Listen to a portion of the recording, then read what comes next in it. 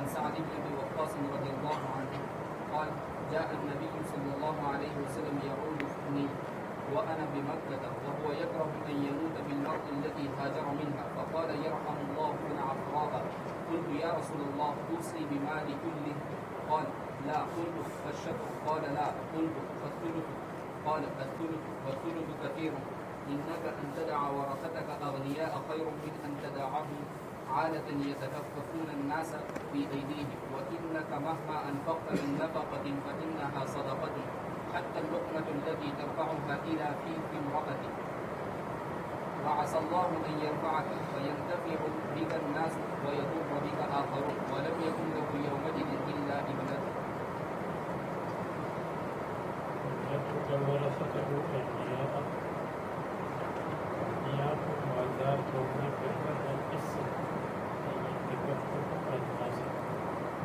لوگوں سے سوال کرے ہتھیلی کے ذریعے سے، ہتھیلی پھیلا کر یا الناس ان يسألوا من أكف الناس بأكفهم یا من أكفهم. یہ باب کا مقصد یہ ہے جس کے پاس مال قدر ہے اس کو چاہیے کہ وصیت میں کرے بلکہ اپنے وارثین کے لیے چھوڑ دے کیونکہ مال قلیل ہے.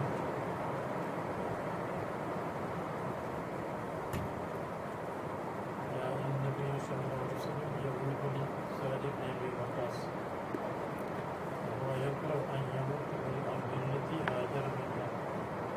حضرت سعد پسند نہیں کرتے تھے مہاجر منہا میں وفات آ جائے. مہاجر منہا میں نہ ہو، مہاجر الیہ میں ہو یا مہاجر الیہ سے باہر ہو. جیسے صحابہ کرام مہاجر الیہ میں ان کا انتقال نہیں ہو. حضرت ابن عباس کا انتقال طائف میں ہو باہر. حضرت فضل ابن عباس کا انتقال شام میں ہو. حضرت قاسم ابن عباس کا انتقال سمرقند میں ہو. حضرت ابو لبابہ کا انتقال تیونس میں ہو. حضرت انس رضی اللہ عنہ کا انتقال بصرہ میں ہو. حضرت سہل بن سعد کا انتقال کوفہ میں ہوا. ابو عبید بن جراح کا انتقال اردن میں ہوا. عبداللہ بن رواحہ کا اردن میں کیا ہوا؟ اردن میں ہوا.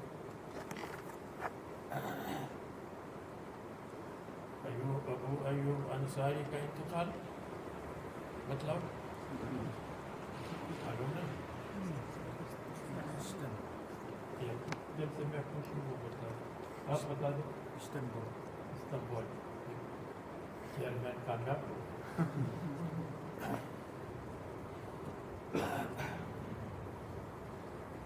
اور اللہ کے راستے میں نکلنے والے کہاں کہاں کا انتقال ہوتا ہے۔ آج آپ بھی اللہ کے راستے میں جا رہے ہیں، ہمیں کھینچ کر لے جا رہے ہیں، آپ کی برکت سے ہم بھی جائیں گے انشاءاللہ۔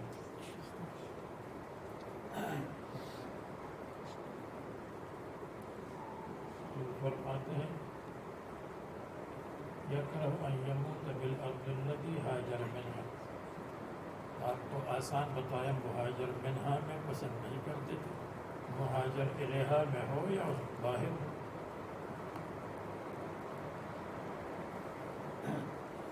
یہ جو سعید بن خولہ رضی اللہ عنہ ہے، پہلے ان کا ذکر گزر چکا تھا، یہ ہجرت کے بعد مکہ مکرمہ واپس آئے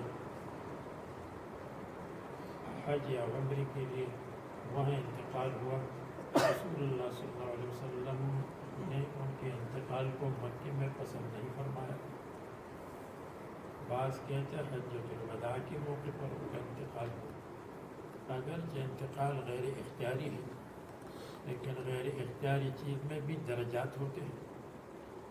جیسے حائض کو حیض آتا ہے تو یہ غیر اختیاری ہے، لیکن پھر بھی اس کی وجہ سے رسول اللہ صلی اللہ علیہ وسلم نے اس کو ناقصۃ الدین فرمایا۔ وقال یرحم اللہ ابن عفراء، سعد ابن عفراء، اور دوسری روایت میں سعد ابن خولہ ہے۔ ممکن ہے کہ ایک ماں کا لقب ہے، ایک ماں کا نام ہے، ایک باپ کا نام ہے، عفراء ماں ہو اور خولہ باپ ہے، یا ممکن ہے کہ دونوں باپ ہیں لیکن ان کے دو لقب ہیں، دو نام عفراء بھی کہتے ہیں، خولہ بھی کہتے ہیں۔ خولہ کے معنی ہرن غالباً، عفراء کا مطلب خاکی رنگ، خاک کی طرح ہونا۔ خاک جانتے ہو؟ خاک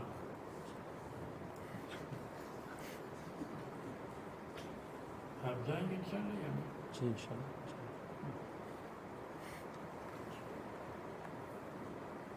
یا رسول اللہ اسی بمالی کلی، قال لا قل فالشطر یا فالشطر یا فالشطر، اوصی بالشطر یا الشطر، اعطی بعد الموت الشطر یا الشطر یوصى به الشطر مرفوع۔ قال لا قلت والثلث، قال الثلث والثلث كثير، إنك إن تدع ورثتك أغنياء فهو مقدم فهو خير، يا إنه أنهم إنك أن تدع ورثتك أغنياء مبتدأ، خير خبر، من أن تدعهم عالة محتاجين يتكففون الناس، محل ترجمۃ الباب ہو گئی، یتکففون الناس، لوگوں سے مانگتے ہوں گے، یہ ایدیہم جو ان کے ہاتھ میں ہے، یتکففون یسألون بالعفو، اور مما فی ایدیہم، فإنک مہما انفقت من نفقۃ فإنها صدقۃ، اور دنیا میں جب آپ نفق کریں گے تو وہ بھی صدقہ ہے۔ حتی اللقمة التي ترفعها إلى فم امرأتك، یہ بھی صدقہ ہے۔ حتی اللقمة یا حتی اللقمة التي ترفعها، اللقمة التي ترفعها یہ مبتدا ہو جائے گا اور خبر فهي صدقة، اور حتی اللقمة حتی جارہ ہو جائے گا۔ وعسى اللہ ان یرفعک، اور امید ہے کہ اللہ تبارک و تعالیٰ آپ کو بلندی عطا کریں گے۔ یرفعک من المرض، آپ بیماری سے ٹھیک ہو جائیں گے، اس لیے کہ بیماری میں جو آدمی بیٹھا رہتا ہے یا لیٹا رہتا ہے، جب ٹھیک ہو جائے تو اٹھ جاتا ہے. یہ اینٹی بائیوٹک جس کو آپ لوگ کہتے ہیں وہ اصل میں ہے اینٹی بائیوٹک. آدمی بیٹا رہتا ہو تو یہ اس کے خلاف کام کرتا ہے اور اس کو اٹھاتا ہے. واللہ اعلم. تو دوسرا یہ ہے عسى اللہ ان یرفعک، آپ کے مرتبے کو اللہ تبارک و تعالیٰ بلند فرمائیں گے. عسى ان یرفعک من الفراش فینتفع بک الناس. آپ کو بتایا تھا کہ رسول اللہ صلی اللہ علیہ وسلم کا عصا یقین کے درجے میں ہے. اللہ تبارک و تعالیٰ کا عصا بھی اور طالب علموں کا عصا بھی شاید میں نہ آ سکوں. یقین کر لو کہ عبد الرحمن نہیں آئے. عسى اللہ ان عبد الرحمن وینتفع بک ناس ویضر بک آخرون. اس کے بعد 40 سال زندہ رہے اور کسرا اور فارس کے دانتوں کو توڑ کر کے دنیا سے چلے گئے. قادسیہ کے فاتح حضرت سعد بن ابی وقاص رضی اللہ عنہ.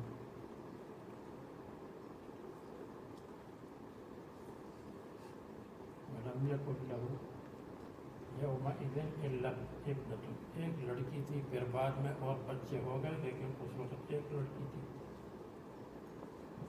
اگرچہ ان کے عصبات موجود تھے. عصبات کی معنی والد کے رشتہ دار. باب الوصیت بالثلث، باب الوصیت بالثلث. وصیت ثلث میں ہے. ثلث سے زائد ہو تو اس میں وارثین کی اجازت چاہیے. اسی طرح جس کا وارث نہیں، کوئی بھی وارث نہیں، وہ بھی ثلث سے زائد وصیت کر سکتا ہے.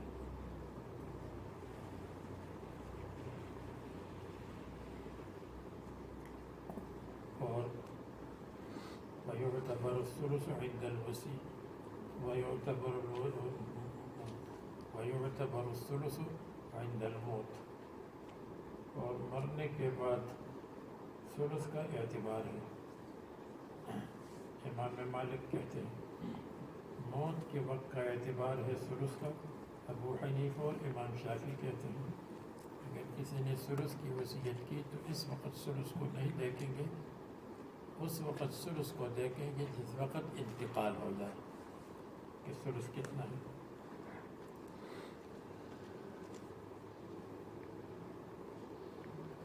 فرماتے ہیں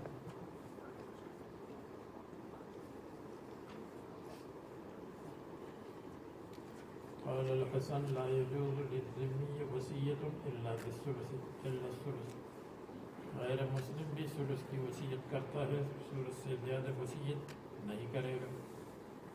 یہ اس وقت اگر قانون موجود ہو کہ ثلث سے زیادہ وصیت نہیں کر سکتے، اور اگر قانون موجود نہیں ہے، مسلمانوں کے لیے تو ہے لیکن حکومت کا قانون نہیں ہے، تو کیونکہ وہ مکلف بالفروع نہیں اور ان کے نزدیک ثلث سے زائد وصیت ہو سکتی ہے اور حکومت کا قانون بھی موجود نہیں ہے، تو پھر ثلث سے زائد کی وصیت ان کی چلے گی، اس لیے کہ قانون بھی موجود نہیں، وہ مکلف بالفروع بھی نہیں. قال ابن عباس امر النبی صلی اللہ علیہ وسلم ان یحکم بینہم بما انزل اللہ، ما انزل اللہ کے ساتھ فیصلہ کرے. اور ما انزل اللہ یہ ہے کہ ثلث کی وصیت ہے. ابھی آ گئے نہیں تو آپ امر النبی صلی اللہ علیہ وسلم ان یحکم بینہم بما انزل اللہ.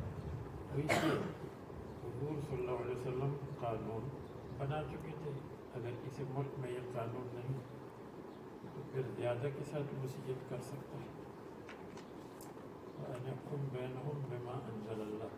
اور جو امام بخاری نے کہا فقہ کی کتابوں میں یہی لکھا ہے کہ اگر غیر مسلم ثلث سے زائد کی وصیت کرے تو وہ معتبر نہیں ہے. لیکن میں نے بتایا وہ تو فقہا کے نزدیک اسلامی قانون تھا، اب اسلامی قانون اکثر جگہوں پر نہیں. حدثنا قتيبة بن سعيد حدثنا سفيان عن هشام عن أبيه عن ابن عباس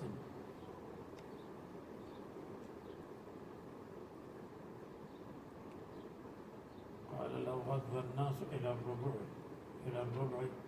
اگر لوگ وصیت کو کم کرے ربع تک تو لکان اولا، اس لیے کہ رسول اللہ صلی اللہ علیہ وسلم نے ثلث کو کبیر یا کثیر فرمایا، ثلث کثیر ہے، اس سے کم ہونا چاہیے۔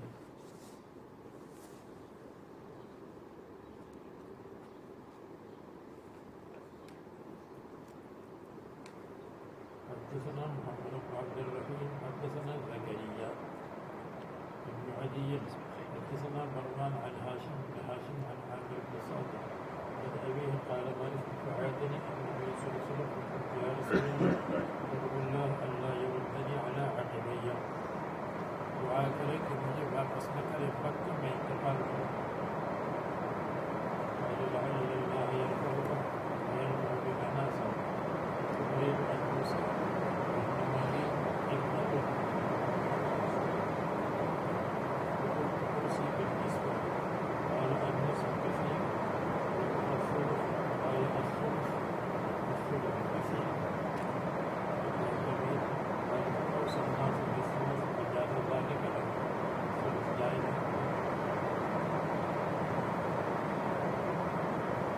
باب قول الموصي بوصيه تعاهد ولده،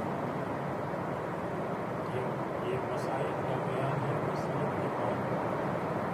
وصیت میں ہے میرے مرنے کے بعد فلاں کو اتنا دے دو، فلاں کو اتنا دے دو، اور وصیت یہ ہے کہ میرے مرنے کے بعد فلاں نگرانی کرے، کسی کو نگران بنانا۔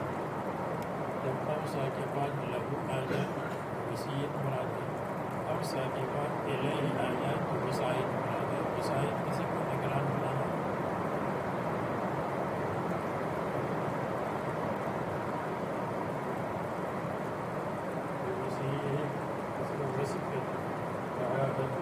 میری اولاد کی نگرانی کا وسیع میں دعویٰ، اور وسیع اگر کسی کا نگران ہے تو اس کی طرف سے دعویٰ کر سکتا ہے، جیسے سعد بن ابی وقاص نے اپنے بھائی عتبہ کی طرف سے دعویٰ کیا یہ میرے بھائی کا بیٹا ہے۔ ایک طرف بیٹے ہونے کا دعویٰ تھا اور دوسری طرف فراش کا دعویٰ تھا۔ فراش کا دعویٰ قبول ہوا اور غیر فراش کا قبول نہیں ہوا، تو فیصلہ یہ ہوا کہ یہ عبد بن زمعہ کا بھائی ہے، زمعہ کا بیٹا ہے۔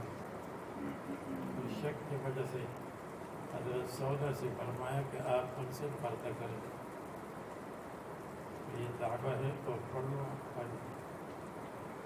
حدثنا عبد الله بن مسلمة عن مالك عن ابن شهاب عن عروة بن الزبير عن عائشة زوج النبي صلى الله عليه وسلم أنها قالت كان عتبة بن أبي وقاص عهد إلى أخيه سعد بن أبي وقاص إن ابن وليدة بن زمعة مني فاقبضه إليك، فلما كان عام الفتح أخذه سعد فقال ابن أخي قد كان عهد إلي فيه، فقام عبد الله بن زمعة فقال أخي وابن أمة أبي ولد على فراشه، فتساوقا إلى رسول الله صلى الله عليه وسلم۔ مطلب فتماشیا، چلنے لگے، ایک دوسرے کو کھینچتے ہوئے چلے۔ تساوقا سوق سے ہے، سوق کے میں چلانا۔ فقال سعد يا رسول الله ابن أخي كان عهد إلي فيه، فقال عبد بن زمعة أخي وابن وليدة أبي، فقال رسول الله صلى الله عليه وسلم هو لك يا عبد بن زمعة، الولد للفراش وللعاهر الحجر، ثم قال لسودة بن زمعة احتجبي منه لما رأى من شبهه بعتبة، فما رآها حتى لقي الله۔ بار بار گزر چکی ہے۔ اس کے بعد لقی اللہ سے معلوم ہوا کہ اگر کوئی یہ کہے کہ فلان کا انتقال ہو گیا، یا بعض بزرگوں کا انتقال ہوتا ہے تو وہ کہتے ہیں فلان کا وصال ہو گیا۔ وصال اور لقی اللہ کا ایک مطلب ہے، اللہ تعالیٰ سے ملاقات اور اللہ تبارک و تعالیٰ کے پاس۔ ہاں البتہ وصال محبوب کے لیے استعمال ہوتا ہے، محب اپنے محبوب کے پاس پہنچ گیا۔ وصال کا لفظ ظاہر ہے خلاف للسلفیہ، وہ استعمال نہیں کرتے۔ باب إذا أومأ المريض برأسه إشارة بينة جازت اگر مریض اپنے سر کے ساتھ اشارہ کرے جو واضح ہے اجازت ترجمۃ الباب کا مطلب یہ ہے مقصد یہ ہے کہ اگر مریض کی زبان بند ہو جائے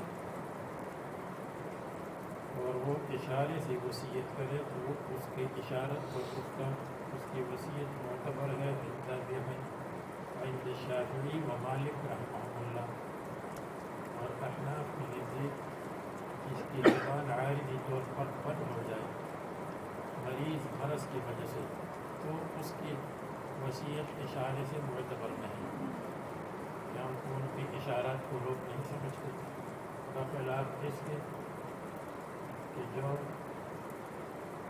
شروع کی اخرس ہے اخرس کا مطلب گونگا ہے تو گونگے کے اشارات کو لوگ سمجھتے ہیں گونگوں کی جماعت نکلتی ہے اور وہ جماعت میں اشاروں سے بات کرتے ہیں اور ساتھ مترجم اس کا ترجمہ کرتا ہے پوری بات بتلاتے ہیں تو اخرس جو شروع سے ہے شروع سے گونگا ہے اس کی اشارات وصیت وغیرہ میں معتبر ہے اور عارضی طور پر جو جس کی زبان بند ہو جائے اس کی اشارات معتبر نہیں ہے عند ابی حنیفہ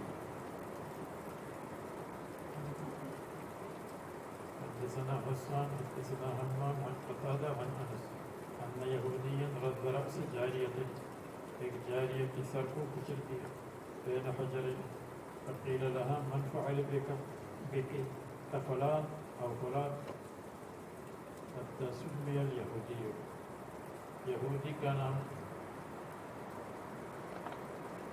لیا گیا فاومأت برأسها ایک کوئی اشارہ معتبر ہوا اور جس اشارے کی وجہ سے یہودی کو سزا مل گئی احناف کہتے ہیں نہیں اس اشارے کی وجہ سے اس کو سزا نہیں ملی بلکہ سزا اس کو دی گئی بالاعتراف والاقرار اس کو بلایا گیا اس سے پوچھا گیا اس نے اقرار کیا پھر اقرار کرنے کے بعد اس کے سر کو پتھروں کے ساتھ کچلا گیا یہ بطور قصاص نہیں ہے اس لیے کہ قصاص یا تلوار سے ہے یا چھری وغیرہ کے ساتھ ہے اس لیے کہ قصاص کے لیے چاہیے کہ مدعی دعویٰ کرے اور مدعی نے تو دعویٰ نہیں کیا اور لڑکی تو چلی گئی دنیا سے اس کے وارثین نے دعویٰ نہیں کیا لأن اس لیے هذا على سبیل التعزیر احناف کی نزدیک یہ بطور تحصیل ہے یعنی قصاص کے طور پر ولم يزل حتى اعترف قد برابر ان سے پوچھ پاچھ کرتے رہے سوالات کرتے رہے حتی اعترف یہودی نے کہا کہ وامر النبی صلی اللہ علیہ وسلم فرد رأسه بالحجارة باب لا وصیت لوارث اس وارث کے لیے وصیت لازم نہیں ہے اگر کسی نے وصیت کی تو دوسرے وارثین سے پوچھنا چاہیے حدیث میں آتا ہے اللہ اعطى كل ذي حق حقه فلا وصیت لوارث وارث کے لیے وصیت نہیں دوسری حدیث ہے لا تجوز الوصیت لوارث الا ان يشاء الورثة کہتے ہیں اس کی سند صحیح ہے لیکن اس کی سند میں عطوہ خراسانی ہے اس پر کچھ کلام ہے مختلف ہو گئے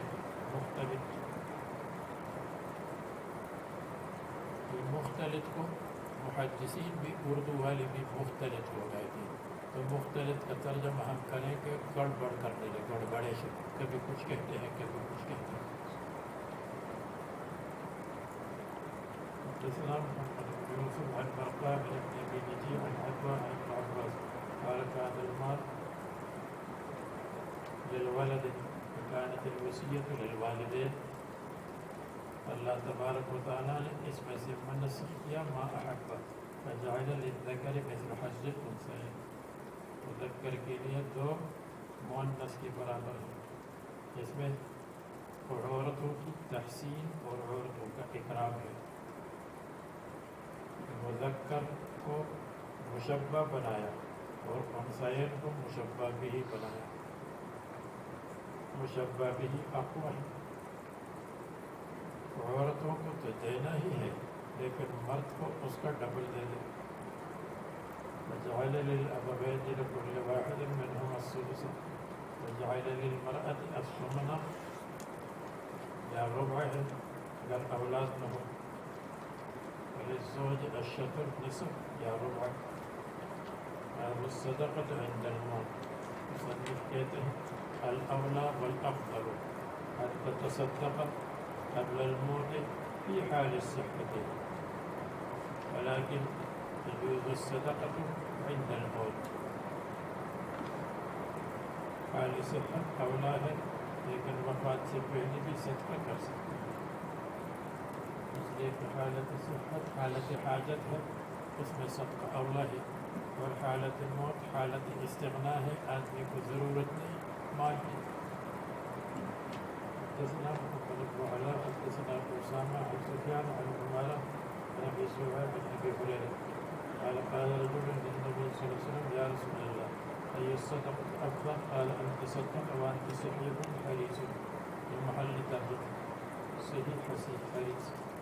تأول الغناء غناء کی امید ہے وتخشى الفقر ولا تمهل اور تم تاخیر مت کرو ولا تمهل ولا تؤخر مہلت اور صبر مت کرو. إذا بلغت الحلقومة یہاں تک کہ آپ کا نفس آپ کی روح پہنچے الحلقومة حلق تک. قلت لفلان كذا ولفلان كذا. اب آپ نے تقسیم کرنا فلان کے لیے اتنا ہے فلان کے لیے اتنا ہے. حالانکہ وقت کان لفلان اور یہ فلان کے لیے ہو چکا ہے یعنی وارثوں کے لیے ہو چکا ہے. اب وارثوں کے پاس جائے گا اور کسی کے پاس جانا نہیں ہے. باب قول الله عز وجل ومن بعد وصية يوصي بها أو دين ويذكر أن شريحا وعمر بن عبد العزيز وطاووسا وعطاء وابن أدينة أجازوا إقرار المريض بدين. وقال الحسن أحق ما يصدق به الرجل آخر يوم من الدنيا وأول يوم من الآخرة. وقال إبراهيم والحكم إذا أبرأ الوارث من الدين البريء وأوصى رافع بن خديج ألا تكشف امرأته الفصارية عما أغلق عليه بابها. وقال الحسن إذا قال لمملوكه عند الموت كنت أعتق جاز. وقال الشعبي إذا قالت المرأة عند موتها إن زوجي قضاني وقضضت منه جاز. وقال بعض الناس لا يجوز إقراره لسوء الظن به للورثة ثم استحسن فقال يجوز إقراره بالوديعة والبضاعة والمضاربة. وقد قال النبي صلى الله عليه وسلم إياكم والظن فإن الظن أكذب الحديث ولا يحل مال المسلمين لقول النبي صلى الله عليه وسلم آية المنافق إذا اؤتمن خان. وقال الله عز وجل إن الله يأمركم أن تؤدوا الأمانات إلى أهلها. فلم يقص وارثا ولا غيره فيه عبد الله بن عمرو عن النبي صلى الله عليه وسلم.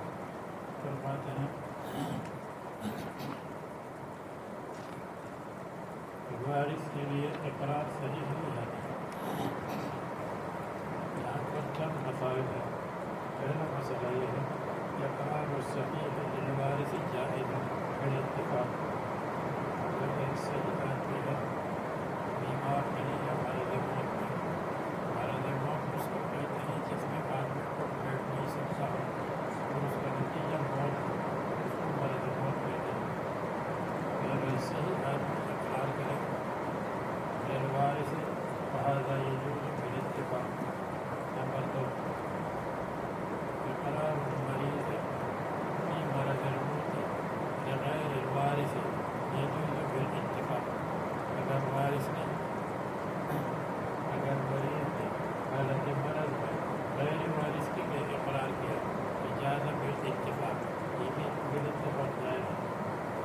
نمبر 3 الاقرار بالوارث يجوز بالاتفاق. اگر آدمی اگر مریض اقرار المریض بالوارث وارث کے ساتھ اقرار کرے تو یہ بھی بالاتفاق جائز ہے. جیسے مرض وفات میں اس نے کہا میں نے بتایا نہیں تھا لیکن میں نے کیپ ٹاؤن میں ایک شادی کی ہے، اس سے میرا بچہ ہے، وہ میرا وارث ہے اور وہاں میری بیوی ہے، ایک اقرار بالوارث ہے، للوارث نہیں ہے، یہ بھی جائز ہے، اس پر بھی اتفاق ہے۔ نمبر 4 لا يجوز الإقرار لا يجوز إقرار المريض للوارث وارث کے لیے عند ابی حنیفہ و احمد، واختلف قول الشافعی رحمہ اللہ، امام شافعی کا ایک قول ہے یصح الاقرار، جیسے امام بخاری کہتے ہیں یصح الاقرار، اور ایک قول یہ ہے کہ لا یصح۔ امام مالک کہتے ہیں کہ لا یصح فی محل التہمت، اگر تہمت کی جگہ ہے تو اقرار للوارث صحیح نہیں ہے، جیسے ایک بیٹا ہے اس کی خدمت کر رہا ہے، اس کے گھر میں ہے، یا بیوی ہے اس کی خدمت کر رہی ہے اس کے گھر پر ہے، بیٹی ہے، بیٹا ہے، زوج ہے، زوجہ ہے، اور اس نے مرض وفات میں یہ کہا کہ یہ جو میری بیوی ہے اس کے میرے ذمے، یا جو میرا بیٹا ہے میرے ساتھ رہتا ہے میری خدمت کرتا ہے، اس کے میرے ذمے 5 ملین رین ہے، وہ پہلے دے دو بعد میں تمہاری مرضی۔ امام مالک کہتے یہ محل تہمت ہے، اس لیے کہ بیٹا اس کے ساتھ، بیٹی اس کے ساتھ رہتی ہے۔ تو امام بخاری رحمہ اللہ امام شافعی کے ایک قول کی طرف میلان کرتے ہیں کہ یصح۔ اب احناف کے نزدیک جو کہتے ہیں کہ لا یجوز، جائز نہیں ہے، دلیل یہ پیش کرتے ہیں اذا اقر الرجل، جب آدمی اقرار کرے فی مرضہ لرجل غیر وارث، غیر وارث کے لیے، یہ بطور حدیث بیان کرتے ہیں، فإنہ جائز، یہ ٹھیک ہے، وإن احاط بمالہ، اگرچہ پورا مال چلا جائے، وإن اقر لوارث، اگر مریض نے وارث کے لیے اقرار کیا فہو باطل، ناجائز ہے، الا ان یصدق الورثۃ، ہاں اگر ورثہ کہہ دیں تو ٹھیک ہے، فی اسنادہ رجل مجہول، اس لیے روایت ضعیف ہے۔ دوسری روایت جس سے استدلال کرتے ہیں محمد باقر کی روایت ہے، محمد باقر کی روایت ہے لا وصیت لوارث ولا اقرار له، وصیت بھی نہیں ہے اور اقرار نہیں ہے بالدین۔ ایک تو یہ ہے کہ یہ مرسل روایت ہے، مرسل سے استدلال کرنے میں اختلاف ہے، جیسے مشہور ہے بات، اور دوسری بات یہ ہے کہ اس کی سند میں ایک راوی ہے مشہور نوح ابن دراج، اور وہ ضعیف ہے، محدثین اس کو بہت ضعیف کہتے ہیں۔ نمبر 3 کہتے ہیں یہ ابطال حق الوارثین، اس میں وارثین کا حق باطل، اس لیے کہ وارثین کا حق اس کے مال کے ساتھ متعلق ہوا جب یہ بیمار ہے، وقت کان لفلان، یہ فلان کے لیے ہو گیا، تو اس میں وارثین کا حق باطل ہو جائے گا۔ 5 ملین بیوی کے لیے ہے، وارثین کہیں کہ ہم کہاں گئے، تو اس لیے یہ صحیح نہیں ہے۔ اور نمبر 4 اس میں تابعین کے اقوال موجود ہے، سفیان، تبع تابعین، حسن ابن صالح ہے، سفیان ہے، قاسم ابن سالم ہے، وہ سب کہتے ہیں لا یجوز۔ امام بخاری اور امام شافعی کا ایک قول، وہ دلیل میں یہ کہتے ہیں جن دلائل کو مصنف نے بیان کیا ہے، لا وصیت لوارث، توبہ، یہ فرماتے ہیں من بعد وصیت یوصی بہ، من بعد وصیت یوصی بہا او دین، وصیت کے بعد یا دین کے بعد اب یہاں دین کے بعد مال تقسیم کرنا چاہیے، اور یہاں دین پایا گیا، اس میں یہ تفصیل نہیں ہے کہ دین وارث کا ہو یا دین غیر وارث کا، وارث کا دین ہو تو تب بھی۔ نمبر 2، تابعین کے اقوال ہے جس کو مصنف نے بیان کیے ہیں، اور ابھی آپ پڑھیں گے انشاءاللہ جب عبارت کا ترجمہ ہوگا۔ نمبر 3 جو مصنف نے دلیل پیش کی ہے وہ یہ کہ منافق کی علامت ہے اذا اؤتمن خانہ، جب امین بنایا جائے تو خان صاحب بن جاتا ہے، خائن بن جاتا ہے۔ اذا اؤتمن، تو مصنف فرماتے ہیں کہ یہ جو مریض ہے یہ امین ہے، امین فی الدین ہے، کیونکہ دین کی امانت یہ ہے کہ آدمی دائن کو ادا کرے، دین کو ادا کرنا یہ امانت ہے، اور دائن کا دین ادا نہ کرنا یہ خیانت ہے۔ تو جب اس کا اقرار بالدین صحیح نہ ہو تو گویا کہ ہم اس کو خائن بنا رہے ہیں، اگر اس کا اقرار بالدین صحیح ہو تو پھر ہم اس کو امین بنا رہے ہیں، اس کو امین بنانا چاہیے، خائن نہیں۔ نمبر 4 دلیل یہ پیش کرتے ہیں کہ اللہ تعالیٰ فرماتے ہیں ان اللہ یأمرکم ان تؤدوا الامانات الی اہلها، امانت اہل امانت کو پہنچا دو، دین امانت ہے، دائن اہل امانت ہے، امانت اہل امانت کو پہنچانا ضروری ہے۔ نمبر 5 دلیل یہ پیش کرتے ہیں کہ یہ کہنا کہ دین حقیقت میں نہیں،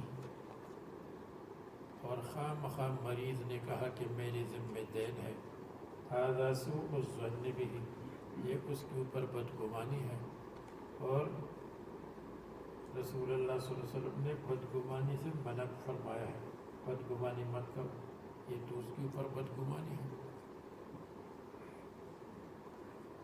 تو اس کا جواب بعد میں آپ پڑھیں گے اور آ جائے گا کہ ایک بدگمانی ہے بغیر دلیل کے، ایک بدگمانی ہے مع دلیل۔ تو بدگمانی بغیر دلیل کے ہو وہ نہیں ہونا چاہیے، وہ تہمت ہے، اور جو بدگمانی مع دلیل ہے، بدگمانی مع دلیل معتبر ہے، اور اس کے لیے اتقوا مواضع التہم، تہمت کی جگہ سے بچنا چاہیے، اور یہاں تہمت ہے، اس لیے کہ اب تک کسی کو معلوم نہیں تھا، اور ابھی یہ کہہ رہا ہے کہ فلانا کی میرے ذمہ دین ہے، یا فلان بیٹے کا بیٹی کا میرے ذمہ دین ہے، جبکہ وہ وارث ہے، تو یہ محل تہمت ہے، اور محل تہمت سے بچنا چاہیے۔ سوء الظن اذا کان من غیر دلیل، جب سوء ظن بغیر دلیل کے ہو تو وہ سوء ظن ہے اور نہیں ہونا چاہیے، سوء الظن مع دلیل ہو تو وہ معتبر ہے، اور یہ جب متن میں یہ بخاری میں آئے گا تو پھر اس کی مزید تشریح انشاءاللہ آپ سنیں گے۔ مثلا اگر ایک آدمی لیٹ گیا اور سو گیا تو ہم کہیں گے اس کا وضو ٹوٹ گیا۔ اگر کوئی کہے یہ خواہ مخواہ اس کے اوپر بدگمانی ہے کہ اس نے زیادہ کھانا کھایا ہوگا دعوت کا اور اس کی ریح نکلی، تو بھائی یہ سوء ظن نہیں، اس لیے کہ دلیل موجود ہے، جب وہ لیٹ گیا سو گیا استرخاء مفاصل ہوا، استرخاء مفاصل اس کی دلیل ہے، تو اس کا قائم مقام ہے، دلیل ہے کہ اس کا وضو ٹوٹ گیا۔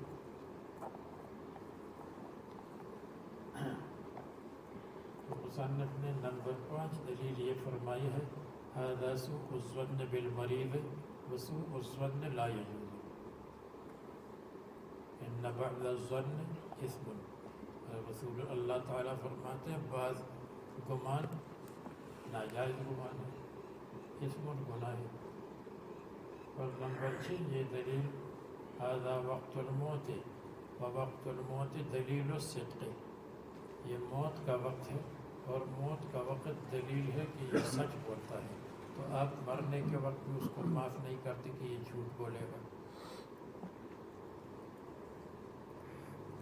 جواب یہ ہے کہ جس کی عادت ہے جھوٹ بولنا وہ مرنے کے وقت بھی جھوٹ بولتا ہے. اور قرآن کریم میں ہے فمن خاف من موص جنفا او اثما فاصلح بینہما. فمن خاف من موص، جس کو خوف ہے وصیت کرنے والے سے. دیکھو وصیت کر رہا ہے، اور عام طور پر وصیت مرض اور بیماری میں لوگ کرتے ہیں. پھر بھی قرآن کریم میں فرمایا خافہ، خوف ہے کہ وہ ظلم کرے گا، خوف ہے کہ وہ ایک جانب میلان کرے گا. تو یہ آیا اور صلح کری کہ بھائی اس طرح مت کرو، وصیت یوں کر لو، یوں مت کرو. فلا اثم علیہ، اس پر گناہ نہیں، اچھی بات ہے. قرآن کریم فرماتا ہے فمن خاف من موص جنفا. اور ہمیں کسی نے بلایا تھا کچھ مدت پہلے لوڈیم میں. ایک آدمی بیمار تھا بہت سخت، کئی آپریشن اس کے ہو چکے تھے، اور لڑکیاں ان کی جمع ہو گئی تھیں، اور لڑکیاں کہہ رہی تھیں کہ آپ ان کو سمجھا دیں. اس نے یہ لکھا ہے کہ انگلینڈ میں میری فلان پراپرٹی ہے، وہ فلان بیٹی کے لیے ہے، فلان پراپرٹی ہے، وہ فلان بیٹی کے لیے ہے. اور یہاں میری فیکٹری ہے، تو یہ فیکٹری فلان بیٹے کے لیے ہے، 2-3 بیٹوں کے لیے ہے، اور ہمارے لیے کچھ نہیں چھوڑا. لڑکیوں نے کہا تو ان کو بتلایا گیا. آخر میں اس کی الفاظ کیا تھے؟ یہ اس نے کہا میرا مال ہے، میں جس کو دے دوں. یہ داماد جو جمع ہوئے ہیں میرے اوپر آنکھیں نکالتے ہیں، ان کو کوئی حق نہیں. میرا مال ہے، میں جس کو دے دوں. پھر کچھ دن کے بعد اس کا انتقال ہو گیا. تو امام بخاری فرماتے ہیں وقت الموت ایسا ہے کہ وقت الموت میں آدمی زیادتی نہیں کرتا، لیکن جس کی عادت ہو وہ کرتا رہتا ہے. آپ کو میں نے مثال بتائی، نام نہیں لیا تاکہ کسی میت کی غیبت نہ ہو، لیکن مسئلہ بتا دیا. اب دیکھیے یہ مصنف یہاں کے قال بعض الناس فرماتے ہیں باب قول اللہ عز وجل من بعد وصیت یوصی بها او دین. وصیت جو کی جاتی ہے اس کے بعد، او دین یا دین کے بعد. مصنف فرماتے ہیں کہ دین کے بعد وراثت کا حکم ہے کہ وراثت کو تقسیم کرو. تو دین عام ہے، دین الوارث ہو یا دین غیر الوارث ہو. ہم کہتے ہیں اگر وارث کا دین ہے، معروف ہے، معلوم ہے، تو واقعی اس دین کا اعتبار ہے. لیکن جس دین کا آج تک کسی فرشتے کو بھی پتہ نہیں تھا، اور آج یہ کہہ رہے ہیں فلان کا میرے ذمہ دین ہے، اس کا اعتبار نہیں ہے. اذا کان معروفا و معلوما، تو پھر سب کہتے ہیں کہ دین ادا کیا جائے.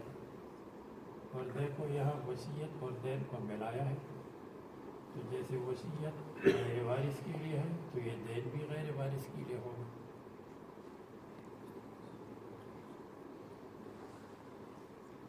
فرماتے ہیں وَيُذْكَرُ أَنَّ شُرَيْحًا. تو جو دلائل مصنف نے بیان کیے ہیں ان دلائل کو فقیر الفقراء نے 6 نمبر میں داخل کر دیا. اب وہی جو آپ کو بتایا ہے اس کو ذہن میں رکھے اور پڑھتے رہیں گے. اور مذکور ہے کہ شریح نے عمر بن عبدالعزیز، یہ شریح والی روایت میں جابر جعفی ہے، شریح سے جو مروی ہے. اور عمر بن عبدالعزیز اور طاووس اور عطاء اور ابن عزیمہ یہ سب کہتے ہیں کہ مریض کا اقرار جائز ہے دین کے ساتھ. مریض کا اقرار دین کے ساتھ جائز ہے. ہمارا کلام یہ ہے کہ دین الوارث، وارث کے لیے اقرار. بتایا کہ حسن بن صالح کہتے ہیں، سفیان ثوری کہتے ہیں، حسن بن صالح کہتے ہیں لا يجوز اقرار المریض للوارث. اور محمد باقر کی روایت آپ کو سنائی لا وصیت لوارث ولا اقرار، جس میں نوح بن دراج بیچارے ہیں. اور حسن بصری کہتے ہیں احق ما يصدق به الرجل آخر یوم من الدنیا. سب سے زیادہ آدمی کی تصدیق اور آدمی کی بات ماننے کا جو دن ہے تو سب سے بہتر دن ہے دنیا کا آخری دن، آخرت کا پہلا دن، مرض موت۔ اس سے مراد ہے مرض موت، یعنی احق یوم بالتصدیق للرجل آخر یوم من الدنیا، دنیا کا آخری دن، آخرت کا پہلا دن، یہ سب سے بہترین دن ہے کہ آدمی کی تصدیق کی جائے اور آدمی کی بات کو مان لیا جائے۔ اول یوم من الآخرہ، حسن بصری بہت اچھی بات کہتے ہیں، لیکن آپ کو پتہ ہے فمن خاف من موص جنفا،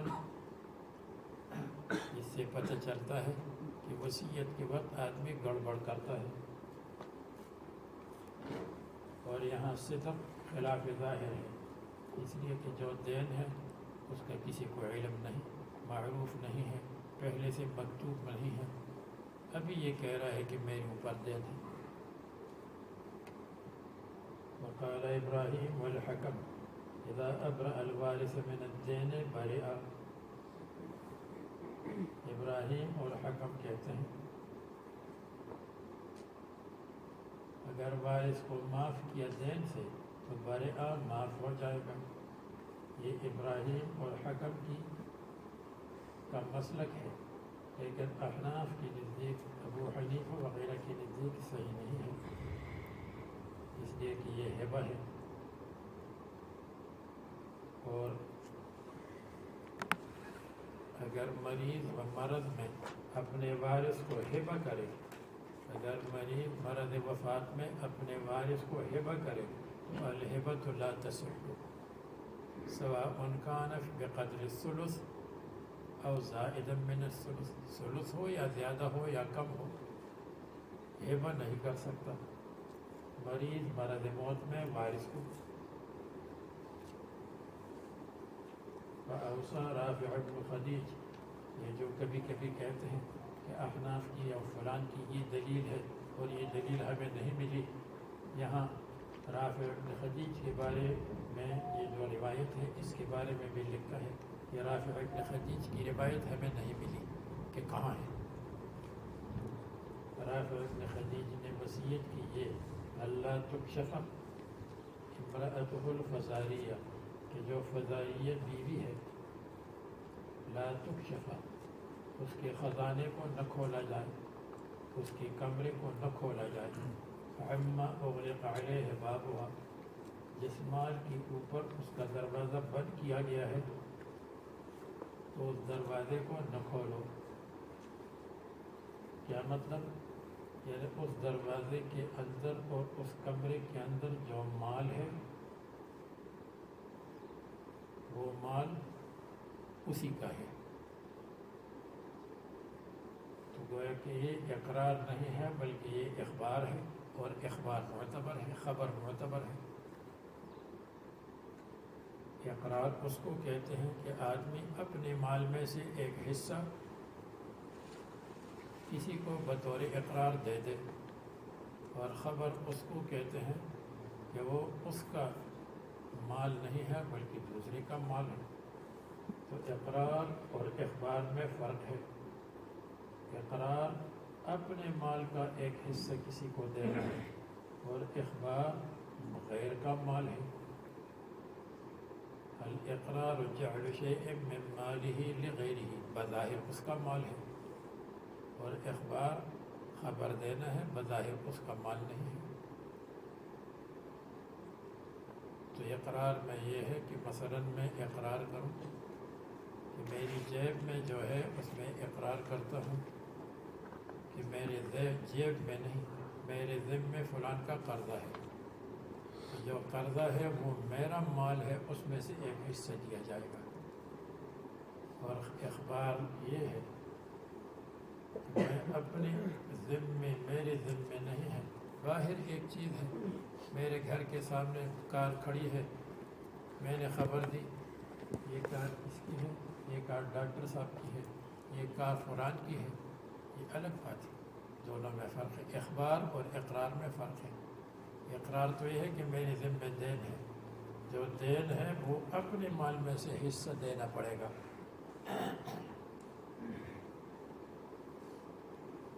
مثال کے طور پر میں نے کسی کو قرض دیا، وہ جس طرح بھی استعمال کرے وہ اس کا مال بن گیا۔ فقال الحسن اذا، تو یہ کر سکتا ہے۔ رافع ابن خدیج کی روایت ثابت نہیں، اگر ثابت ہو جائے تو هذا من قبیل الاخبار لا من قبیل الاقرار۔ فقال الحسن اذا قال لمملوکه عند الموت، جب مملوک سے کہے عند الموت قلت اعتقتک، کہ میں نے تم کو آزاد کیا، تو یہ جائز ہے۔ جب قلت اعتقتک یہ جائز ہے، تو اسی طرح اقرار بھی غیر کے لیے جائز ہے۔ اور قلت اعتقتک اس کے بارے میں فرماتے ہیں کہ هذا من قبیل الاخبار، یہ بھی اخبار کے قبیلے میں سے ہے۔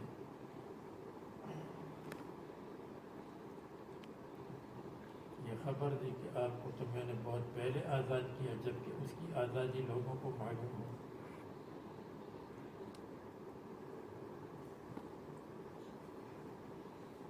اور اذا قال لمملوکه عند الموت قلت اعتقتک، تو اس کے بارے میں لکھا ہے کہ هو يسعى في قیمته، وہ اپنی قیمت میں سعی کرے گا۔ تو اپنی قیمت میں سعی کرنے کا مطلب یہ ہے کہ اس کا اعتاق کالعدم ہو جائے گا، کیونکہ اعتاق تو ہوا لیکن اس کی قیمت وارثین کے پاس آئی۔ تو قلت اعتقتک اس کا اپنا حق یہ ہے کہ آزاد ہو جائے گا، لیکن وارثین کا حق یہ ہے کہ ابھی تک تو ہمیں معلوم نہیں تھا، یہ خبر ہے لیکن ہمیں معلوم نہیں تھی، تو یسعی فی قیمتی۔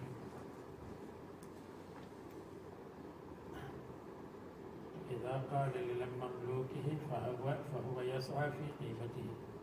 فقال الشعبی اذا قالت المرأة عند موتها، اس کے بارے میں حافظ ابن حجر نے کہا ہے لم اجدہ، یہ مجھے نہیں ملا۔ قال الشعبی نہیں ملا۔ اذا قالت المرأة عند موتها ان زوجی قضانی، کہ میرے شوہر نے ادا کیا تھا، مہر کو ادا کیا۔ فقبضت منه، اور میں نے قبضہ کیا، میں نے مہر پر قبضہ کیا ہے، جازا تو یہ جائز ہے۔ تو یہ بھی اذا قالت المرأة عند زوج موتها ان زوجی قضانی فقبضت منه هذا من قبیل الاخبار، یہ اخبار کے قبیلے سے ہے۔ اور اس کے بارے میں لکھا ہے کہ جاز اذا صدقوها، جب وارثین تصدیق کریں، اگر وارثین نے تصدیق نہیں کی تو فلا یجوز۔ وقال بعض الناس، اور احناف کہتے ہیں لا يجوز اقرارہ، لا يجوز اقرار المریض بالدین لسوء الظن به، کیونکہ اس کے اوپر بدگمانی کرتے ہیں۔ قلنا انت اسأت الظن هم لم يسیئوا الظن، احناف نے بدگمانی نہیں کی، اس لیے احناف کے پاس دلائل موجود ہے کہ ابھی تک کسی کو معلوم نہیں تھا، تو اب کہاں سے دین آ گیا، یہ دوسرے وارثین کو نقصان پہنچا رہا ہے۔ اور آپ کو بتایا سوء الظن مع الدلیل احتیاط، وهذا صحیح، وسوء الظن من غیر الدلیل لا یجوز، جب سوء الظن مع الدلیل ہو تو وہ احتیاط ہے، جیسے وضو ٹوٹ جاتا ہے نیند کی وجہ سے۔ اور حضرت صفیہ کا قصہ ہے کہ جب لوگ جا رہے تھے تو رسول اللہ صلی اللہ علیہ وسلم نے فرمایا ہذہ صفیہ، احتیاط کا تقاضا یہ ہے کہ ان کو بتلا دیا۔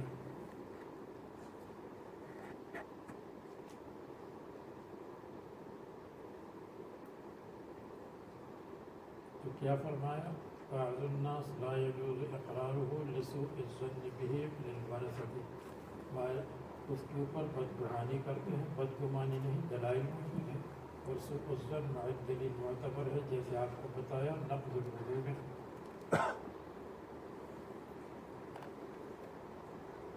ثم استحسن فقال يجوز اقرارہ بالودیعۃ، پھر انہوں نے استحسان کیا، یعنی اپنے قیاس کے خلاف، استحسان کہتے ہیں خلاف القیاس کو۔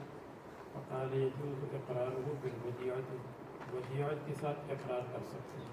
ودیعت میں دو قول ہے، ایک قول یہ ہے کہ یجوز اقرارہ بالودیعت ہے کہ یہ ودیعت فلان کی ہے، دوسرا قول یہ ہے لا یجوز اقرارہ بالودیعت والاصح عدم الجواز، اور جس روایت میں یجوز ہے اس کا مطلب یہ ہے کہ ھذا اخبار ولیس باقرار، یہ خبر ہے جو چیز سامنے موجود ہے تو وہ فلان کے لیے ہے، اور یہ اقرار نہیں ہے، اقرار کا تعلق دین سے ہے، اخبار کا تعلق عین سے ہے۔ آسان لفظ سمجھ گئے؟ اقرار کا تعلق دین سے ہے اور اخبار کا تعلق عین سے ہے، یہ چیز ہے، یہ چیز ہے، یہ چیز ہے۔ ودیعت ہو والبضاعت ہے، اور یہ بطور بضاعت ہے۔ بضاعت کا مطلب یہ استعمال کے لیے ہے لیکن فائدہ سب اس کے لیے جائے گا جس کے لیے ہے، صاحب السامان کے لیے۔ والمضاربت، یہ میرے پاس بطور مضاربت ہے، تو یہاں بظاہر اخبار ہے اس لیے جائز ہے۔ اور ایک روایت میں لا یصح، فقد قال النبی صلی اللہ علیہ وسلم ایاکم والظن، تم کو بچنا چاہیے بدگمانی سے، ایاکم یعنی اتقوا انفسکم من الظن والظن من انفسکم، اتقوا انفسکم، پھر انفسکم کی جگہ ایاکم آ گیا، انفس کو حذف کیا اور کم ایاکم بن گیا، تو معنی یہ ہے کہ تم اپنے آپ کو بچاؤ بدگمانی سے، اور بدگمانی کو بچاؤ اپنے سے، یہ مبالغہ کے لیے آتا ہے، تم بدگمانی سے بچو اور بدگمانی کو تم اپنے سے دور کر دو۔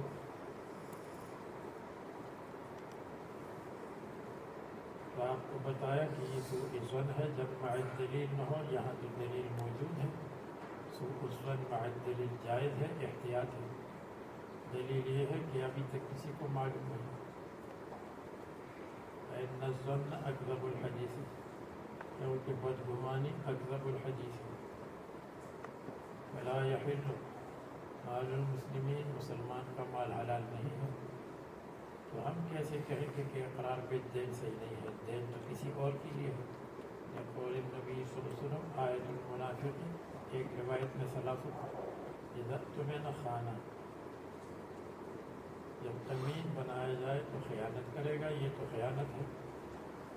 جواب یہ ہے اذا لم یکن السبب معروفا، جب سبب معلوم نہیں ہے، وارثین تصدیق نہیں کرتے، تو پھر اقرار تہمت ہے، تو تہمت سے بچنا چاہیے، تو یہ خیانت نہیں ہے، بلکہ اگر ہم کہیں گے لا اقرار، اقرار نہیں ہے، فہذا اتقاء عن التہمت، تہمت سے اس کو بچانا ہے۔ فقال اللہ عز وجل ان اللہ یأمرکم ان تؤدوا الامانات الی اہلها، قلنا ھذا دین ولیس بامانت، یہ دین ہے امانت نہیں ہے، اور دین اپنا مال کسی کو دینا ہے۔ فلم یخص وارثا ولا غیرہ، تو وارث اور غیر وارث کی تخصیص نہیں ہے، سب کو حکم ہے کہ امانت اہل امانت کو پہنچا دو، یعنی جب امانت یقیناً ہو، یہاں تو امانت یقیناً نہیں ہے۔ تو آپ دیکھو کہتے ہیں کہ اگر ہر ایک کا اقرار صحیح ہو جائے، مریض کا اقرار، ہر ایک کا اقرار، تو پھر اگر عقد محجور ہے اور وہ اپنے مرض میں اقرار کرے تو کیا اس کا اقرار بھی معتبر ہوگا؟ اگر اس نے کہا تو عقد محجور نے کہ یہ جو کچھ میرے کمرے میں ہے سب فلان کا ہے، یہ تو معتبر نہیں ہے۔ اسی طرح اگر ہر ایک کی بات کو ہر طرح بغیر دلیل کے مان لے، تو اگر کسی نے 29 تاریخ کو نہیں 28 تاریخ کو گواہی دی، چاند ہو گیا، کیا اس کی بات مانیں گے؟ نہیں، خلاف دلیل ہے، دلیل کے خلاف بات کو نہیں مانتے۔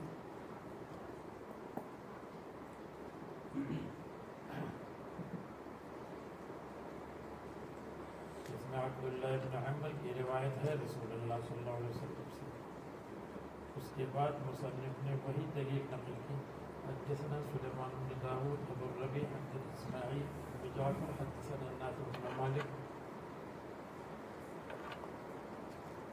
عن أبي عامر نافع بن مالك بن أبي عامر أبو سهيل عن أبيه عن أبي هريرة عن النبي صلى الله عليه وسلم قال آية المنافق ثلاث إذا حدث كذب وإذا اؤتمن خان وإذا وعد أخلف.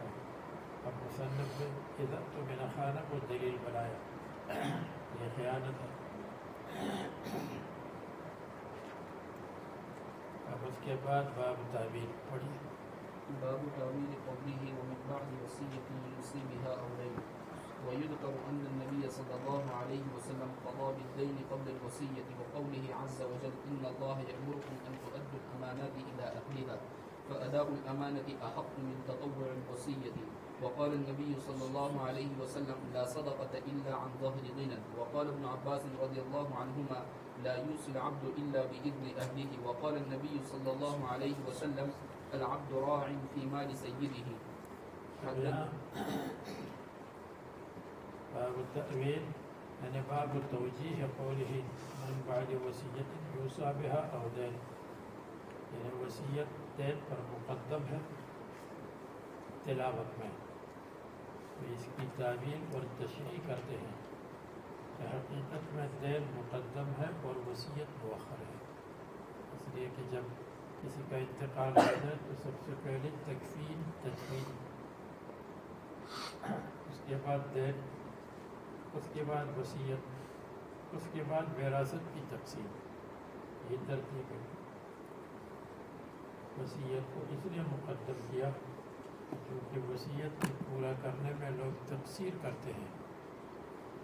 مثلاً یہ جب فرمایا انتقال ہو جائے دارالعلوم زکریا میں بخاری شریف یا فلان کتاب کی اتنے نسخے دے دو، لوگ کہیں کہ دارالعلوم زکریا کتابوں کو کیا کرے گا، تو لوگ اس میں تقصیر کرتے ہیں، اس لیے وصیت کو مقدم کیا.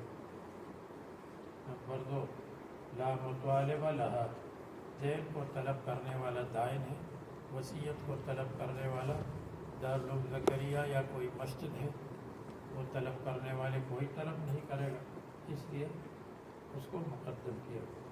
نمبر 3 الوصیت بغیر عوض والدین مع العوض، جو بغیر عوض کے ہے تو لوگ اس کا خیال نہیں رکھتے، اس لیے اس کو مقدم کیا گیا.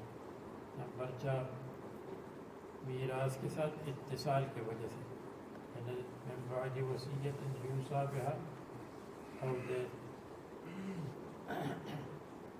کیونکہ وصیت سے پہلے وراثت کا ذکر ہے تو وراثت کو وصیت کے ساتھ متصل ذکر کیا. کیوں؟ اس لیے کہ وصیت وراثت کے ساتھ متصل ہے، دین ادا کیا جاتا ہے، پھر وصیت ہے، وصیت کے ساتھ پھر متصل وصیت کے ساتھ وراثت ہے.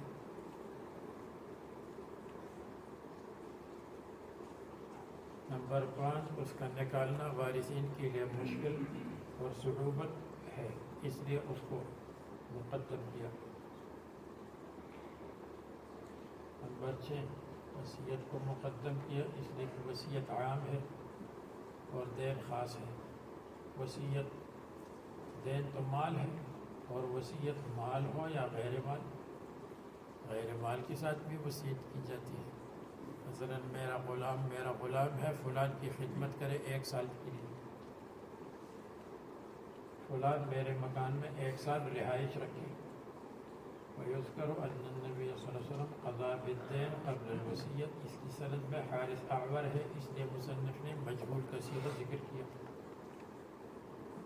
ان اللہ یأمرکم ان تؤدوا الامانات الى اہلها فاداء الامانة احق من تطوع الوصیت، امانت اور دین کا ادا کرنا یہ زیادہ مناسب ہے وصیت کے نفل وصیت سے، یعنی وصیت تو تطوع ہے، اور تطوع کا مطلب یہ ایک نفلی چیز ہے، ضروری اور لازم نہیں. قال النبی صلی اللہ علیہ وسلم لا صدقۃ الا عن ظاہر غنى، صدقہ نہیں ہے مگر غنا کے بعد، جب آدمی غنی ہو. تو جیسے لا صدقۃ الا عن ظاہر غنى، تو یہ وصیت بھی صدقہ کی طرح ہے، تو لا وصیت الا عن ظہر غنانی، تو وصیت بھی غنی کو کرنا چاہیے. تو جیسے صدقہ دین کے بعد ہے، اسی طرح وصیت بھی دین کے بعد ہے. آدمی جب صدقہ دیتا ہے پہلے دین ادا کرے، بعد میں صدقہ. قال ابن عباس لا یوصي العبد الا باذن اہلہ، اگر عبد معذول ہے، مستغرق فی الدین نہیں ہے، تو وہ وصیت کر سکتا ہے باذن اہلہ، باذن المولا، مولا کی اجازت سے ہو. ایک عبد معذول ہے اور اس کے پاس مال موجود ہے اور وہ مال مستغرق بالدین نہیں ہے، یعنی وہ مال زیادہ ہے دین کم ہے، یا دین اس پر ہے نہیں. فقال النبی صلی اللہ علیہ وسلم العبد راع فی مال سیدہ، عبد راعی ہے اپنے مولا کے مال میں، فلا یجوز له التبرع، احسان نہیں کر سکتا الا باذن المولا. حدثنا محمد بن يوسف حدثنا الأوزاعي عن الزهري عن سعيد بن المسيب وعروة أن حكيم بن حزام قال سألت رسول الله صلى الله عليه وسلم. سو گئے جو پیچھے والے کو ایک تو موجود نہیں ہے، کہاں کہاں چلا گیا؟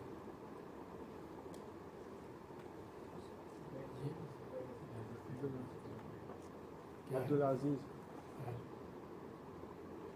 تھا تو چلا گیا یا آیا نہیں؟ تھا اور چلا گیا.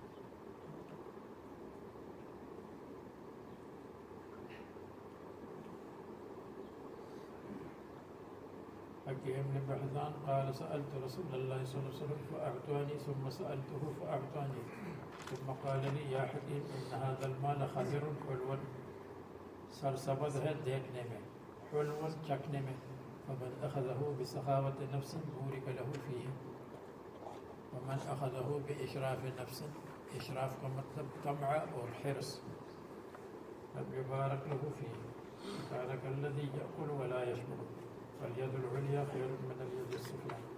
قال حكيم فقلت يا رسول الله والذي بعثك بالحق لا أرزق أحدا بعدك شيئا، لا أنقص مال أحد بعدك، کسی کے مال کو میں کم نہیں کروں گا، شیئا بالکل. شیئا کو میں نے مفعول مطلق بنایا، یا لا انقص شیئا مال اس کو مفعول به بناؤں، بعدک من احد کسی سے، حتی افارق الدنیا. فکان ابو بکر یدعو حکیما لیعطیہ العطاء فیأبى ان يقبل منه شیئا، کتاب الزکاة میں گزری ہے. وإن عمر دعاه ليعطيه فأبى أن يقبله فقال يا معشر المسلمين إني أعرض عليه حقه، میں پیش کرتا ہوں اس کے اوپر حقه، اس کا حق. یہ بمنزلہ دین ہے. جب حضرت عمر اور ابو بکر صدیق نفلی حق کو منع نہیں کرتے تھے حکیم ابن حزام سے، تو حضرت فاطمہ کا حصہ ان سے کیسے منع کرتے ہوں گے؟ فَيَأْبَى أَن يَقْبَلَ مِنْهُ ثُمَّ إِنَّ عُمَرَ دَعَاهُ لِيُعْطِيَهُ فَأَبَى أَن يَقْبَلَهُ فقال يا معشر المسلمين إني أعرض عليه حقه، میں اس کا حق اس پر پیش کرتا ہوں. والحق كالدين الذي قسم الله له من هذا الفيء، جو مال مفت میں مل جائے. فيأبى أن يأخذه فلم يرزق حكيم أحدا من الناس بعد النبي صلى الله عليه وسلم حتى توفي.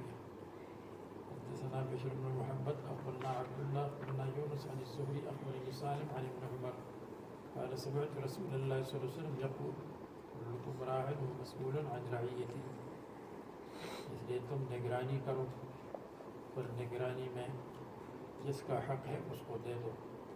الامام راع ومسؤول عن رعيته، الرجل راع في أهله ومسؤول عن رعيته، والمرأة في بيت زوجها راعية ومسؤولة عن رعيته، والخادم في مال سيده راع ومسؤول عن رعيته. رعیت کا مطلب اس کے ماتحت. وحسبت أن قد قال والرجل راع في مال أبيه. پڑھیے. باب إذا وقف أو أوصى لأقاربه ومن الأقارب. ومن الأقارب. وقال ثابت عن أنس قال النبي صلى الله عليه وسلم لأبي طلحة اجعله لفقراء أقاربك، فجعلها لحسان وأبي بن كعب. وقال الأنصاري حدثني أبي عن ثمامة عن أنس بمثل حديث ثابت قال اجعلها لفقراء أقاربك.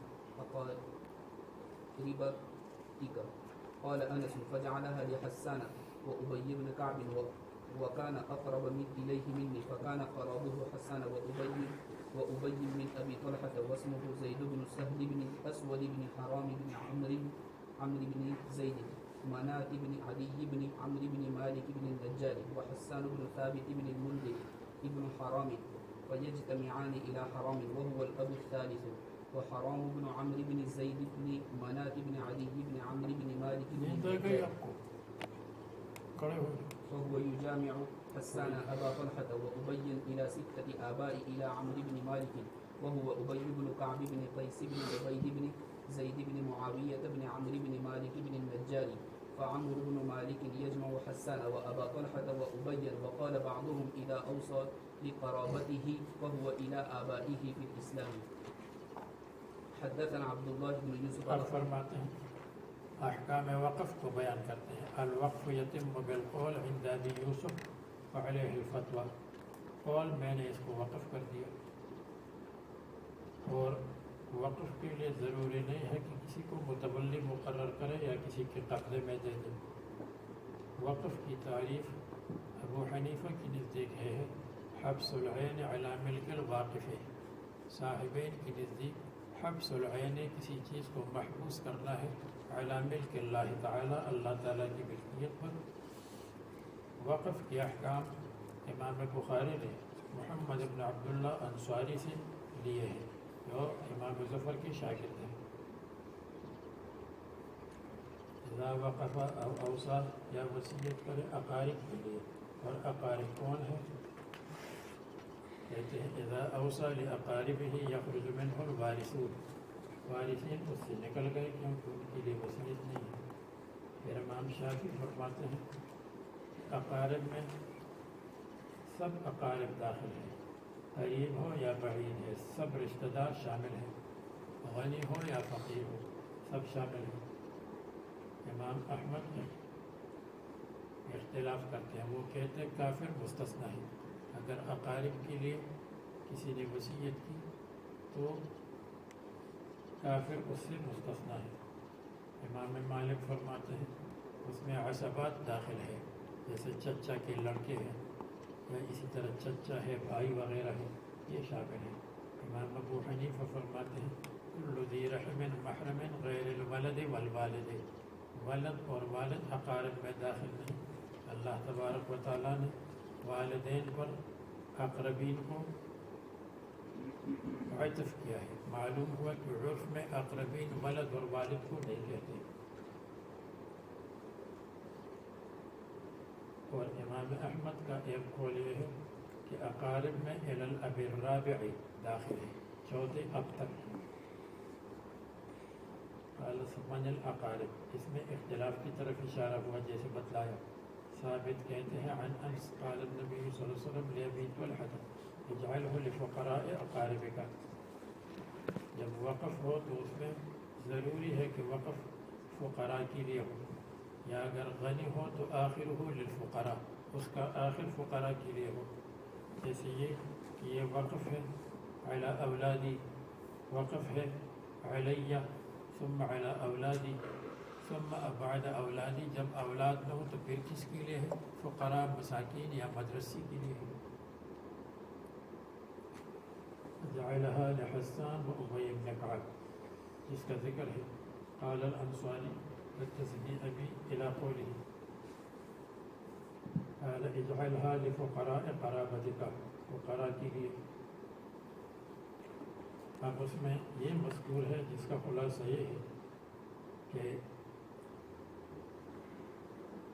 ابو طلحہ اور حسان یہ دونوں ان کے ساتھ شریک ہیں. تو حسان ابو طلحہ کے ساتھ شریک ہے. ابو طلحہ صدقہ کرنے والے ہیں، تو وہ فی الاب الثالث، اب ثالث میں جو حرام ہے. حسان ان کے ساتھ شریک ہے فی الاب الثالث، اور ابی ابن کعب ان کے ساتھ شریک ہے یعنی ابو طلحہ کے ساتھ فی الاب السابع، اور حضرت انس رضی اللہ عنہ ان کے ساتھ شریک ہے فی الاب التاسع، یہ سب اقارب میں ہیں۔ الاب الثالث ایک، الاب الرابع دو، الاب التاسع تیسرا۔ اب دیکھو قال انس وجعلها لحسان وابی بن کعب ولم يجعل لانس، حضرت انس کو نہیں دیا، کیوں؟ حضرت انس تو بھی ابی تاسع میں شریک ہے، تو ان کو کیوں نہیں دیا؟ تو اس کی وجہ یہ ہے کہ یہ حضرت انس رضی اللہ عنہ ان کی بیوی کا بیٹا ہے، اور بیوی کا بیٹا اپنے بیٹے کی طرح ہے، تو اپنے بیٹے کو نہیں دیتے، تو اسی طرح متبن وہ اس بیٹے کو بھی نہیں دیا جو بیوی کا بیٹا ہے، تاکہ تہمت نہ ہو، ان کو صدقے سے خارج کیا۔ وجعلها لحسان وابی بن کعب دون انس وكان اقرب الیہ منی، اور وہ مجھ سے زیادہ اقرب تھے ان کو، اگرچہ حضرت انس ایک حیثیت سے دوسری حیثیت سے زیادہ اقرب ہے، کیونکہ بیوی کا بیٹا ہے۔ وكان قرابة حسان وابی من ابی طلحہ، اسی طرح دیکھو پہلے ابو طلحہ کا نسب، واسمہ زید بن سہل ابن اسود ابن حرام ابن عمر ابن زید منان ابن عدی ابن عمر ابن مالک ابن نجار۔ اب حسان ابن ثابت ابن منذر ابن حرام اب ثالث میں جمع ہو گئے، فیجتمعان الی حرام وهو الاب الثالث، ابو ثالث میں جمع ہو گئے۔ آگے وحرام ابن عمر ابن زید منان ابن عدی ابن عمر، اب عمر ابن مالک اس میں جمع ہو گئے جو اب سابع ہے، اب سابع میں جمع ہو گئے۔ وهو يجامع حسان، تو اس نے حسان اور ابو طلحہ اور ابی کو جمع کیا، ابو طلحہ دینے والے ہیں، حسان ابی لینے والے ہیں، الی ستۃ آباد، 6 آباد تک، عمر ابن مالک تک، عمر ابن مالک ابی سابع ہے۔ وهو ابی ابن کعب ابن قیس ابن عبید ابن زید ابن معاویہ ابن عمر، عمر آ گیا، ابن مالک ابن نجار، تو عمر ابن مالک نے حسان اور ابو طلحہ اور ابی کو جمع کیا، اور حضرت انس ابی تاسع میں جمع ہو گئے جو نجار ہے، نجار میں جمع ہو گئے، کیونکہ حضرت انس کے نسب میں ہے عدی ابن نجار، تو نجار ابی تاسع ہے۔ تو ابی ثالث ایک، ابی سابع دو، ابی تاسع تین، تو پھر اشکال ذہن میں آتا ہے کہ ابی تاسع والے کو کیوں نہیں دیا؟ تو آپ کو بتائے وہ بمنزلہ ابن ہے۔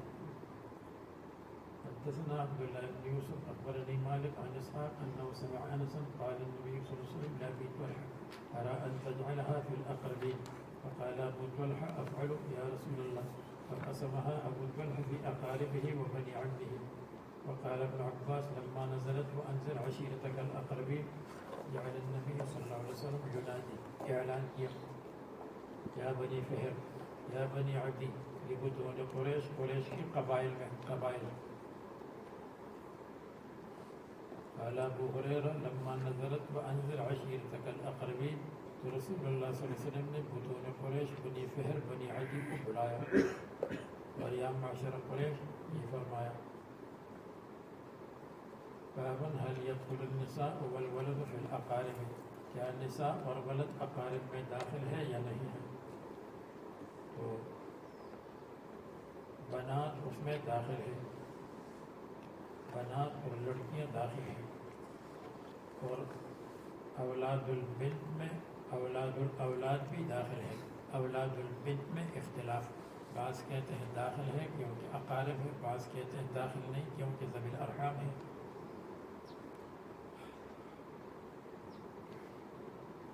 تو نساء داخل ہے، ولد داخل ہے، لیکن بنت ولد البنت میں اختلاف.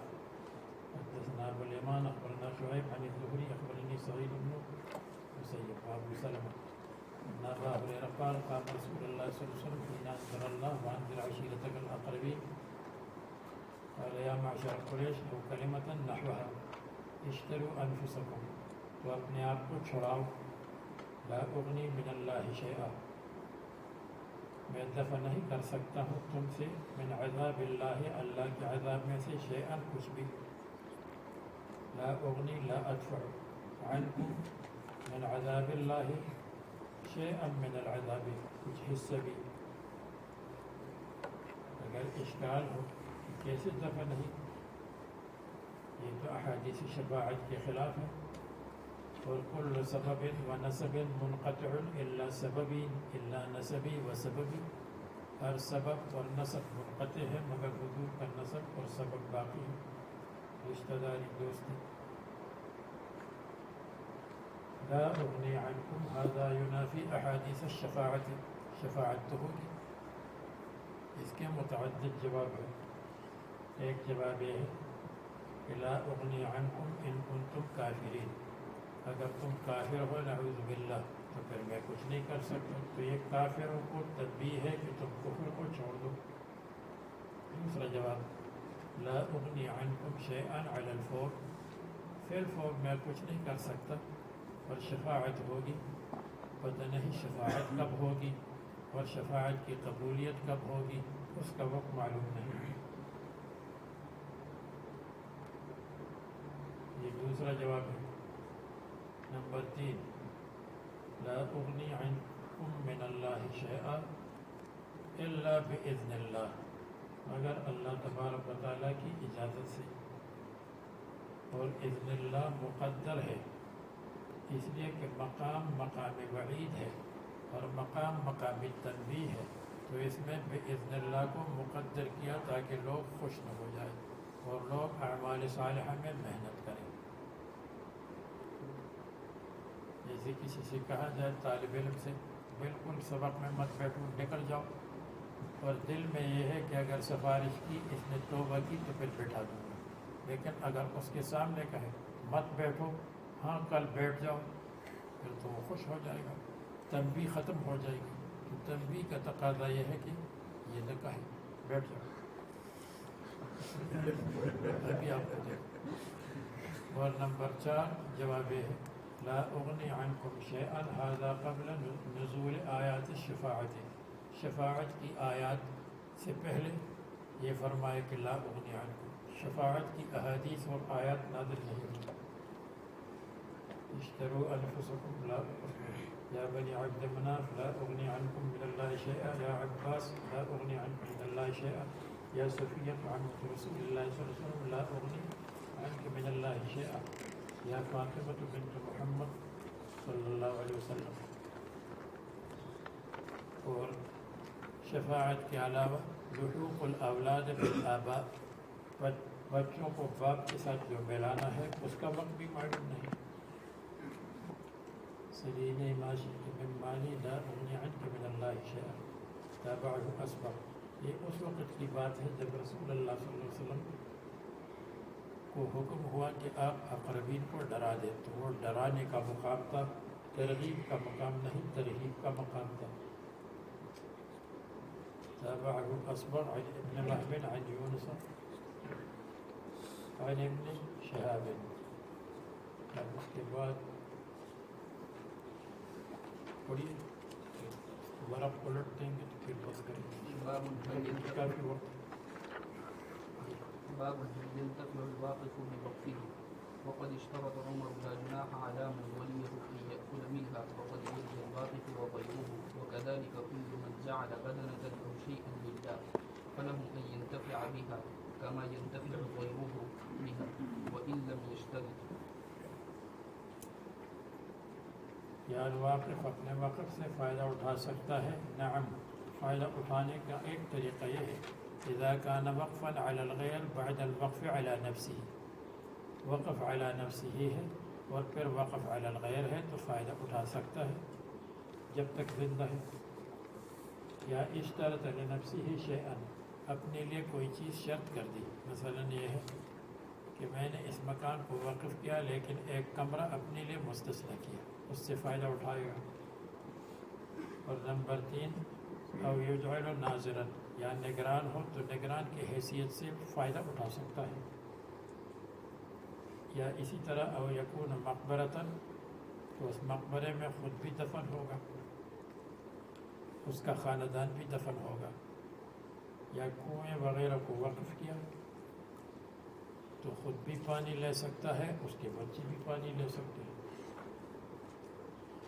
فقد اشترط عمر لا جناح علی من ولیہ، گناہ نہیں ہے اس پر جو متصرف ہو، ولیہ نگران ہو، ان یأکل منہا وقد یلی الواقف وغیرہ، کبھی واقف متولی ہوگا کبھی غیر ہوگا، اگر واقف متولی ہے تو متولی کے حیثیت سے بقدر ضرورت لے سکتا ہے، اگر اس نے شرط لگائی کہ ہم لیں گے۔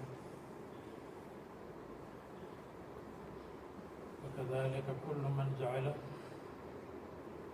بدنة أو شيئا لله فله أن ينتفع بها، اگر بدنہ وغیرہ اللہ کے لیے کیا تو اس سے فائدہ اٹھا سکتا ہے، كما ينتفع به غيره، جیسے دوسرا فائدہ اٹھا سکتا ہے، یعنی مثلا قربانی کر لی تو قربانی اللہ کے لیے ہے، خود بھی کھا سکتا ہے۔ ایک مؤونت ہے ایک نفقہ ہے، مؤونت بقدر العمل ہے اور نفقہ بقدر ضرورت ہے، تو اگر یہ کہا کہ میں مؤونت اٹھاؤں گا یعنی تنخواہ لوں گا، اور اگر یہ کہا کہ میں نفقہ لوں گا تو بقدر ضرورت ہے۔ وَإِن لَمْ يَشْتَرِطْ، حدثنا قتيبة حدثنا أبو عوانة عن قتادة عن أنس أن النبي صلى الله عليه وسلم رأى رجلا يسوق بدنة فقال له اركبها، آپ کو بتایا تھا کہ بدنے پر سواری احناف کے نزدیک عنداً ضرورت ہے، اور شافعیہ کی نزدیک عند الحاجت ہے، یعنی زیادہ ضرورت نہ ہو تو پھر بھی ہے۔ ضرورت کا مطلب یہ ہے کہ اگر سوار نہ ہو جائے تو بیمار یا مر جائے گا۔ فقال یا رسول اللہ انہا بدنہ، فقال ارکبها ویلکا یا ویحکا۔ دوسری روایت میں ہے ارکبها ان الجئتا، اگر تو محتاج ہو۔ حدثنا اسماعیل حدثني مالك عن ابي الزناد عن الاعرج عن ابي هريره ان رسول الله صلى الله عليه وسلم راى رجلا يسوق بدنه فقال اركبها، قال يا رسول الله انها بدنه، قال اركبها ويلك في الثانيه او في الثالثه۔ باب اذا وقف شيئا فلم يدفعه الى غيره فهو جائز، اگر چیز کو وقف کسی چیز کو وقف کیا دوسرے کو نہیں دیا تو یہ جائز ہے، یعنی وقف کے لیے متولی کا رکھنا ضروری نہیں ہے، متولی رکھے یا نہ رکھے۔ امام مالک امام محمد کہتے ہیں کہ ضروری ہے کہ کسی کے قبضے میں دے دے، یعنی متولی مقرر کرے، اور ظاہریہ امام مالک امام احمد سب کہتے ہیں یجب التفویض الی الغیر، دوسرے کو دے دے۔ امام ابو یوسف یتم بالقول، اس پر فتویٰ ہے متولی مقرر کرنا ضروری نہیں ہے وقف کے لیے۔ هذا کالاعتاق، جیسے اعتاق میں ملکیت کو ختم کیا، اسی طرح وقف میں بھی اپنی ملکیت کو ختم کر کے کسی کو دے یا نہ دے، بعد میں متولی مقرر ہو جائے۔ اذا وقف شيئا فلم يدفعه الى غيره فهو جائز۔ مصنف نے اس قول کو لے لیا امام ابو یوسف کے قول کو کہ متولی مقرر کرنا حوالہ کرنا ضروری نہیں، لأن عمر وقف وقال لا جناح على من وليه أن يأكل ولم يخص من وليه عمر أو غيره، اور یہ تخصیص نہیں کی کہ عمر متولی ہو یا دوسرا جو بھی متولی ہو۔ فقال النبي صلی اللہ علیہ وسلم لأبي طلحة أرى أن تجعلها في الأقربين، میری رائے ہے کہ اس کو اقربین میں رکھے، معلوم ہوا کہ بعد میں ان کو دے، کسی کو دینا بعد میں۔ فقال افعل فقسمها في اقاربه وبني عمه۔ چلو ایک بار پڑھ لو۔ باب اذا قال داری صدقة لله ولم يبين للفقراء او غيرهم فهو جائز ويضعها في الاقربين۔ أو حيث أراد. قال النبي صلى الله عليه وسلم لأبي طلحة حين قال أحب أموال إلي بي بيرحاء وإنها صدقة لله، فأجاز النبي صلى الله عليه وسلم ذلك، وقال بعضهم لا يجوز حتى يبين لمن هو الأول أصح. مصنف فرماتے ہیں اگر داری صدقت کہا اور فقراء یا غیر کو بیان نہیں کیا تو یہ جائز ہے کہ جب صدقہ ہے تو اس کو رکھے گا اقربین میں اور غیر اقربین میں بھی رکھ سکتا ہے.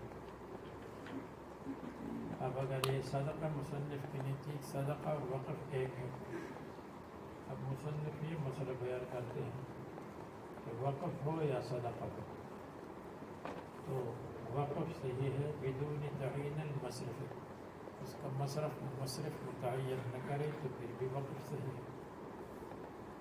بعد میں متعین کیا جائے گا کہ فقراء کے لیے ہو، مساکین کے لیے ہو، طالب علموں کے لیے ہو، بعد میں متعین کرنا.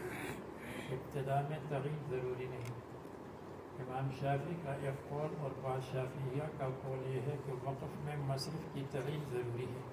مصنف ان کی تردید کرتے ہیں تعین مصرف ضروری نہیں ابتدا میں. قال النبی صلی اللہ علیہ وسلم لأبی طلحہ حين قال أحب أموالي إلي بيرحاء وإنها صدقة لله، اور یہ نہیں فرمایا کہ کس کو دے دے. بعد میں متعین کیا اقارب کو دے دے، اور اقارب میں پھر متعین کیا کہ فلان فلان کو دے دے جو غریب لوگ ہیں. حضرت حسان کو دے دے، اسی طرح ابی بن کعب کو دے دے.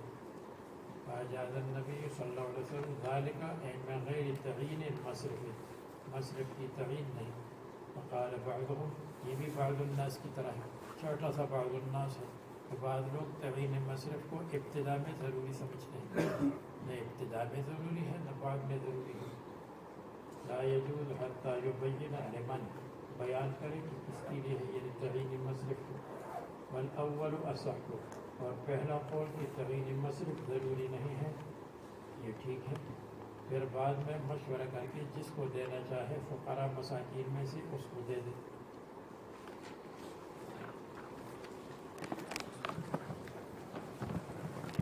جناب دیکھ کو کون نہیں